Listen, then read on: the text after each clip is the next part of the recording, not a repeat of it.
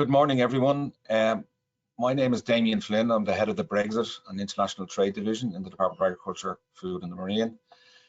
And I want to welcome you all to this webinar, information webinar this morning.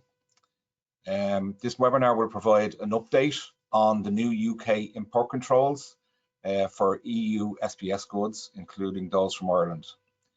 Before I start the detail of the webinar, just some housekeeping. As with our previous webinars, we will be recording today's webinar, and it will be made available on the department's YouTube channel. We will circulate that recording to all invitees to today's webinar, along with the slide pack from today's webinar.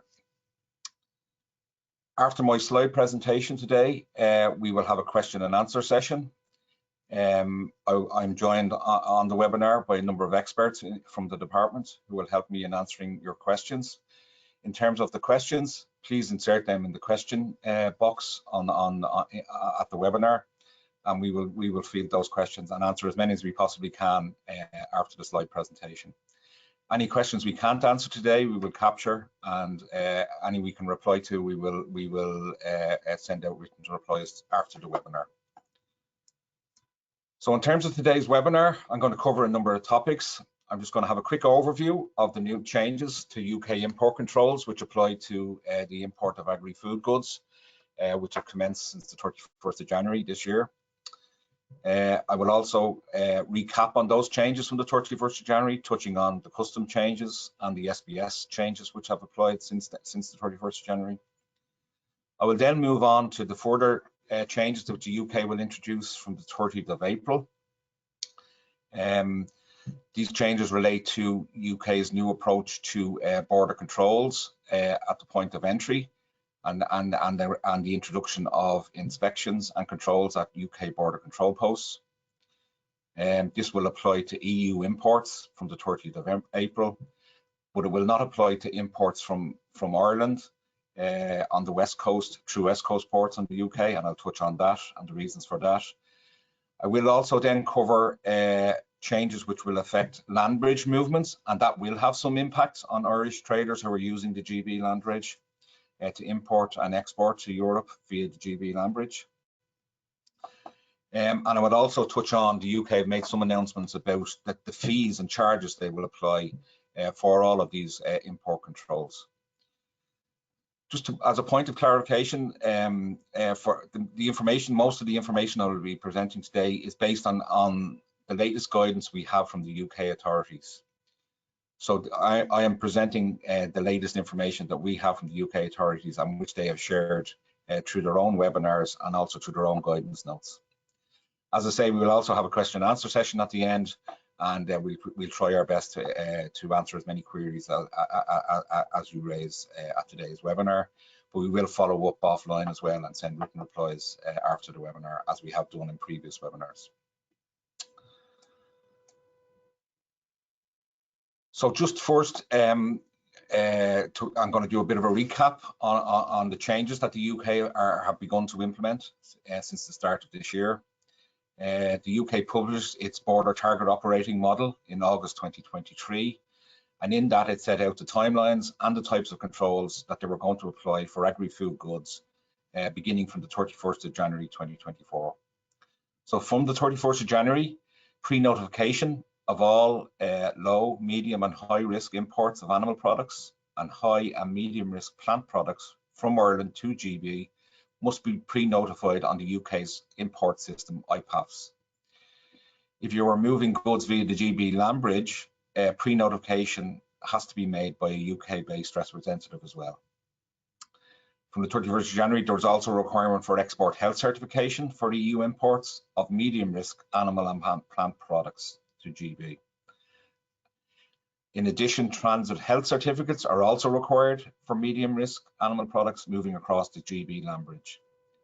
And from the 31st of January 2024, full GB customs controls have also been applied by the UK.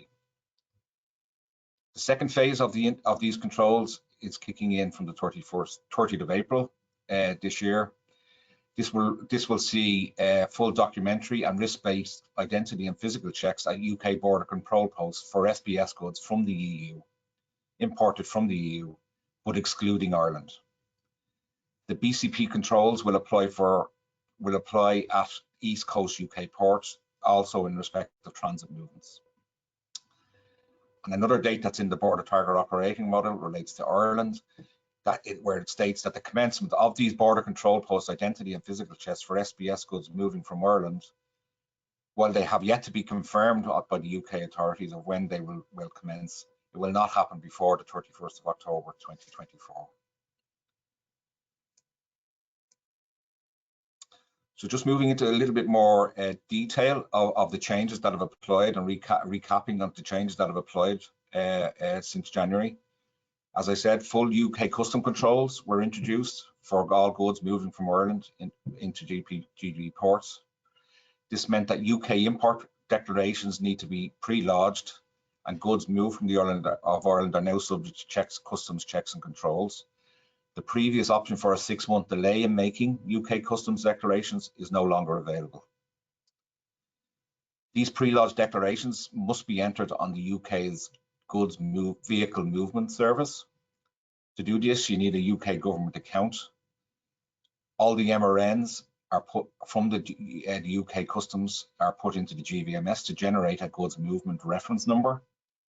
And you are not allowed to board the ferry in Ireland for GB without those goods movement reference numbers.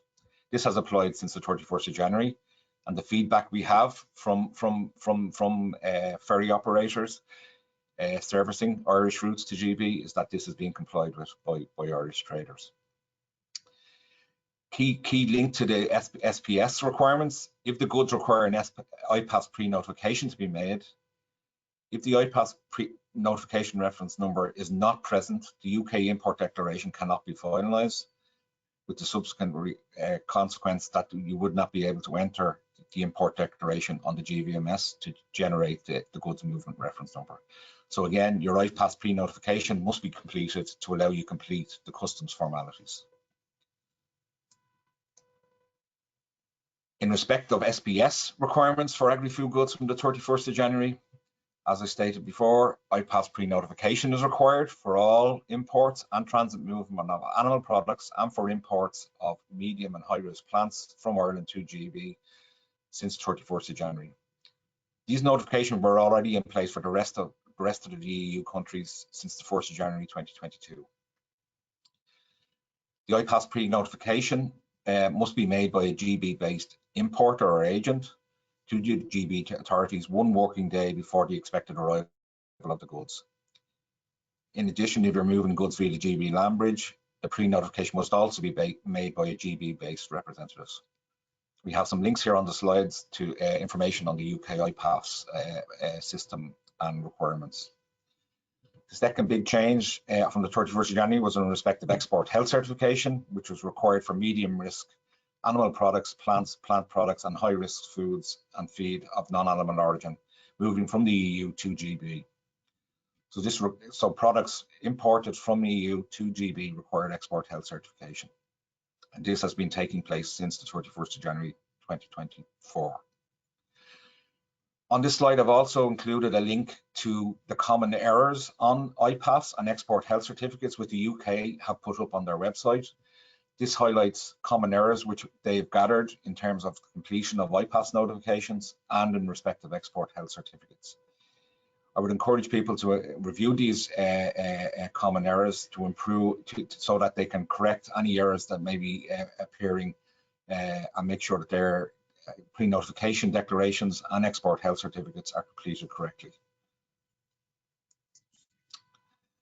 And just then reflecting on the changes from the 31st of January, in particular in relation to export certificates, some figures here in relation to the number of certificates which the department has issued since the 31st of January. So overall, we've issued for animal products almost 17,000 certificates since the 31st of January. 14,000 of these were in respect of direct imports to GB, while another 2,700, over 2,700 were in respect of transit movement of goods via the GB land bridge.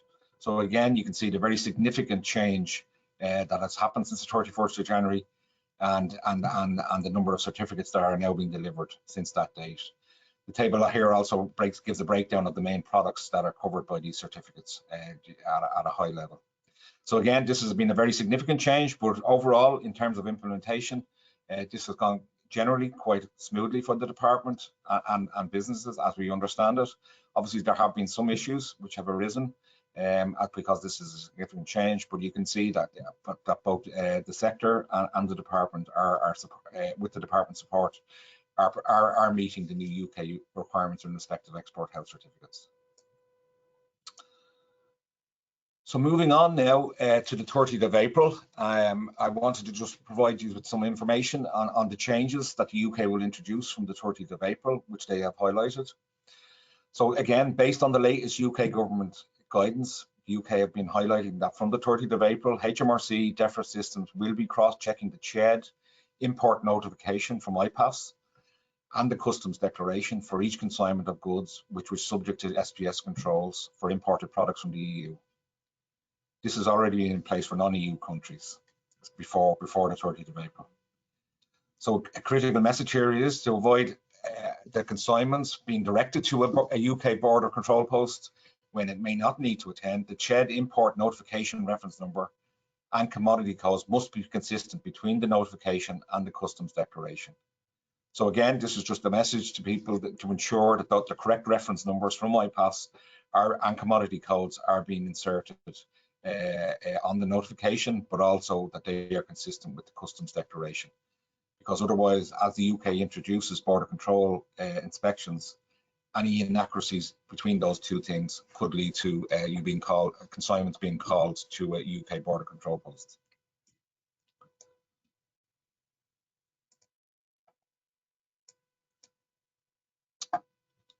Okay, so again, just to focus on the key change the UK are introducing on 30th of April is that for imports from the EU, there will now be significant changes in relation to border entry controls.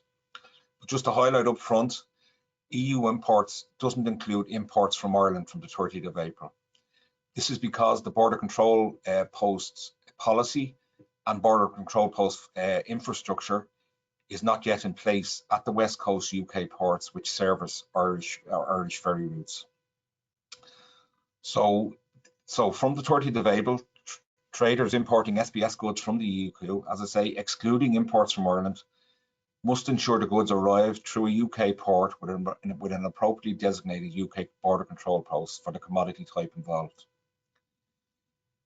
If that consignment is called via the UK import messaging service, it must present the consignment for documentary, physical, and identity checks at the designated UK border control post. The UK have also provided guidance that they will be introducing new UK BCP fees, including a common user charge at BCPs run by the UK government associated with these controls. And again, just to emphasise, these UK border entry requirements do not apply to imports to GB from Ireland entering from Irish ports. These new UK border control requirements will not apply to West Coast UK ports for goods arriving from Irish ports any earlier than the 31st of October 2024. However, we have the latest information we have from the UK authorities and the Welsh authorities is that the actual border policy for the West Coast UK ports and also the infrastructure will not be in place, was unlikely to be in place before spring 2025. But we will revert for further information on that once it's publicised by the UK authorities and the Welsh government. Just to highlight as well, and I'll move on to it now, the one area where the 30th of April UK border entry controls will potentially have an impact on Irish traders is that the movements through the GB land bridge through East Coast UK ports exiting to Europe or entering through those East Coast ports will be subject to the border entry requirements. So in respect of land bridge movements, I wanted to focus on that today and give you the latest information we have in respect of the requirements for land bridge movements of agri-food goods to and from Ireland via the GB land bridge. So just to recap, an IPAS import pre-notification must be made for all land bridge movements of animal products, whether they're low, medium or high risk.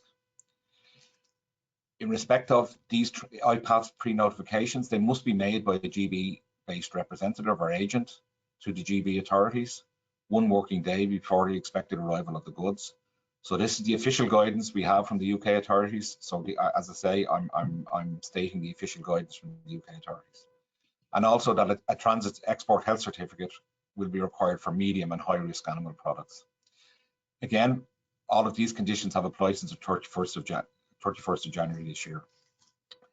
From the 30th of April 2024, if the goods are transiting are in the medium and high risk category animal products, they will need to be sealed with a commercial seal.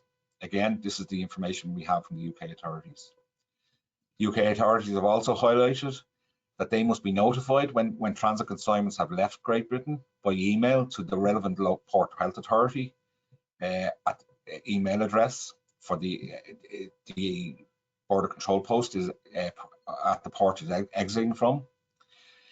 The UK have indicated on this email you should use the subject line confirmation that a consignment has left Great Britain territory, and the email needs to include the following information: the IPAS notification number, reference number, details of the means of transport, the date the consignment left Great Britain, and a copy of the commercial documents. So again, this is the information the UK are stating that they require to support land bridge movements which are exiting through East Coast UK ports. Moving on to the actual border entry requirements which will be associated with land bridge movements. Again, for animal products, from the 30th of April, UK border control requirements will apply for UK East Coast port, the East Coast port element of a transit movement from or to Ireland. So as consignments, if consignments are transiting the land bridge and exiting through East Coast UK ports, they will be subject to potentially subject to border control post exit requirements. Equally, transit movements which are being imported imported to Ireland via the GB land bridge will be subject to entry controls at UK border control posts. If called for BCP controls via the UK import messaging service, the haulier must therefore present the consignment for an identification check and potentially a physical check at the designated UK port. The UK is also introducing BCP fees, including the common user charge at BCPs run by the UK government for transit consignments. And again, to highlight though, that the new UK BCP border and entry requirements for transit movements will not apply to exit and entry of transit movements to and from Ireland via the UK West Coast ports. So again, just to iterate, in terms of the transit movement, it's the exit and entry through the UK East Coast ports which will be subject to these new requirements from the 30th of April. However, the transit, the part of the transit journey which would exit or enter through West Coast UK ports is not subject to these changes. I know that's a bit confusing, but that's the message the UK have shared with us and how it will be applied from the 30th of April. We are continuing to discuss these issues with the UK government to get as much clarity as we can on them, but this is the position as we understand it and based on the latest guidance from the UK government. On the next couple of slides, we've just tried to capture the different aspects of the UK import controls which will apply to transit journeys from the 30th of April. So again, I don't propose going through these in detail, but they reflect the different elements of the UK import SPS controls which will apply for transits from the 30th of April. In respect of documentary checks for entry to GB, we understand that the port health authorities at the West Coast UK ports will continue to use the same level of random and non-routine documentary checks that have been applied since the 31st of January. So there won't be full documentary checks for as consignments enter GB at West Coast UK ports from the 30th of April. The second slide here covers the journey from EU GB Ireland. And the first slide covers the journey Ireland, GB, EU in terms of the requirements which apply.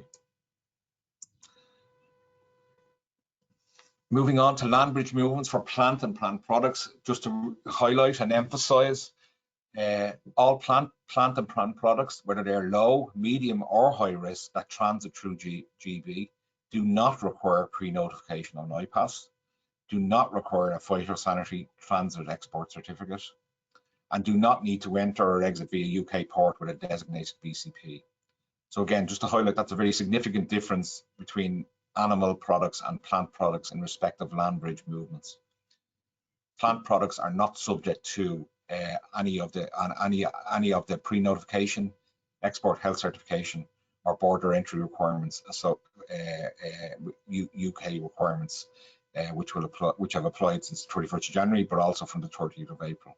So a very significant difference there between plant products and animal products which are transiting GB. In respect of plant products that are transiting, they will need to continue to require a signed declaration stating that the goods are under phytosanitary transit and are packaged in such a way that there is no risk of spreading pests through the GB. So again, just to emphasize, very clear difference between animal products and plant products which are transiting GB land bridge. I just wanted to move on now to the charges and fees. They're the information the UK have shared with us, shared in relation to charging and fees which will apply, associated with these new border entry controls. In respect of the UK have made an announcement that a common user charge will apply for imports to GB and transit and entry at ports which are serviced by a UK government-run border control posts. So as we understand it, the Sevington border control posts, which will service the imports and exports via Dover and Eurotunnel, is a government-run, UK government-run control post. So this common user charge will apply to movements through that port. The common user charges will be in addition to any inspection fees applied by the Port Health Authority or the Animal and Plant Health Agency in the UK, charges for controls and inspections they undertake at the border control posts. Fees for non-government run BCPs at other UK ports will be set by each port and the associated UK Port Health Authority. The UK authorities have stated that there will be fines for failing to comply with paying the common user charge. DEFRA, we understand, will issue a monthly invoice in arrears for common user charges. They have said that the first invoices will be issued no sooner than 12 weeks after the 30th of April.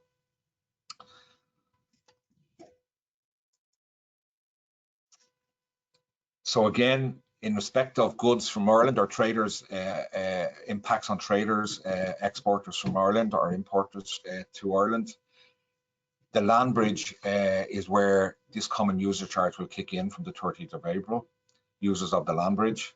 So the common user charge will apply to transit movements via the GB land bridge to or from Ireland that enter or exit through Great Britain through the Port of Dover or Eurotunnel. If they are eligible for SPS checks at the government-run border control post which services Dover and Eurotunnel, namely the Sevington BCP. The common user charge will apply even if the authorities do not select a consignment for SBS checks. So the common user charge will be applied as a flat rate charge on all SBS consignments which enter and exit through Dover and the Eurotunnel and as such are associated with the border control post at Sevington. This table here highlights the charges which the UK have published in terms of the common user charge. And as I say, in respect of transits for low risk, medium risk and high risk animal products transiting via Dover and our Eurotunnel, and as such subject to border controls at the BCP at Sevington, a £10 fee will apply to each consignment. The UK have said that the maximum charge for one IPAS shed will be limited to 5 commodity lines. So even if there are more than 5 commodity lines present in a single shed, this means that the maximum, that medium and high risk sheds will be capped at 145 for imports, or 50 pounds for transits. So 10 pounds by 5, obviously 50 pounds for transits. So that's the end of my presentation today. Apologies, a lot of information there, and as I say, it's quite complex in respect of the land bridge. We're working off the latest guidance we have from the UK authorities on that.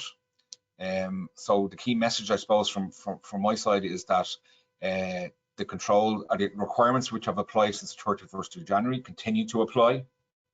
They are being implemented already in respect of Irish exports to GB and Irish exports via the GB land bridge since the 31st of January. So pre-notification, export health certification, that will continue. The 30th of April doesn't change that in any way.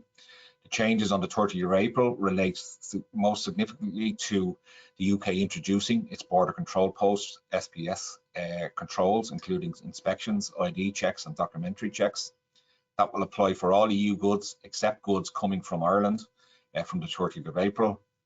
In respect of Irish goods and Irish traders exporting and importing agri-food goods, the impacts will relate to the land bridge, where the UK border control inspection and ID controls will apply for the as part of the transit journey where you're exiting or entering through the East Coast UK ports. On this slide, we just have a link to an upcoming UK webinar on all of this. So we will be, as I say, sharing the slide pack after. So this is the registration link for that. Also, there's a link here to all of the recordings on the DEFRA website, on all their information, on all of their webinars. Also, we have the main contact points on the UK side when you have queries on these issues, so the key contacts, and we would encourage you to engage with the UK authorities. There's a lot of complexity around these changes, and it's really important that you understand and have clarity on what the potential impacts are for your business and your supply chains. Again, some links here to the latest information that the UK published and guidance on a number of issues. So around the border target operating model, the user charge, and controls at border control posts. So again, important for all Irish traders, exporters, in particular those using the land bridge, I would say, to make sure they familiarise themselves with these new UK requirements. And finally, the contact details for my own division here.